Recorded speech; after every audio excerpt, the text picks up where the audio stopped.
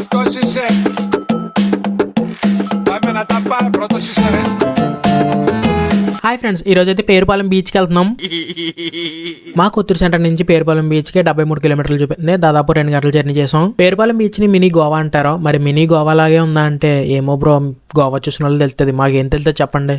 Beach చూడగానే నాకు ఒకటే అనిపించింది, ఎన్నాళ్ళ నుంచి ఎంతో దూరం కష్టపడి వైజాగ్ బీచ్కి వెళ్ళాం కానీ ఎప్పుడు మన పక్కనే ఉన్న పేరుపాలెం బీచ్కి రాలేదని బాధపడ్డాను నేను. బీచ్ వారు నాకు కొబ్బరి చెట్లు కానీ చాలా బ్యూటిఫుల్గా ఉంది, చాలా ప్రశాంతంగా కూడా ఉంది. ఫుడ్ అయితే పేరుపాలెంలోనే తీసుకున్నాం. ఎంత బాగుంది మా చుట్టూరు పచ్చని చెట్లు, పక్కనే బీచ్, ఆలల సౌండ్లు అంతా బాగుంది. కానీ బిర్యానీ బాగలేదు. నా సజెషన్ ఏంటంటే బిర్యానీ బయట నుంచి తెచ్చుకోండి, పేరుపాలెంలో తీసుకోకుండా అంతేం బాగలేదు. అంటే సముద్రంలో పడి దొల్లాలి కాబట్టి, ఎనర్జీ కావాలి కాబట్టి ఏదో అలా కొద్ది ప్లేస్. కొబ్బరి చెట్లు ఉన్నాయి కాబట్టి కొబ్బరి బొండాలు కూడా తాగేసి బీచ్ లో పడిపోయి ఎంజాయ్ చేసాం. నన్ను అయితే ఏదేదో చేశారు మా వాళ్ళు. ఈ రోజు ట్రిప్ తో ఒక మెమరబుల్ డే యాడ్ అయింది మా లైఫ్ లో.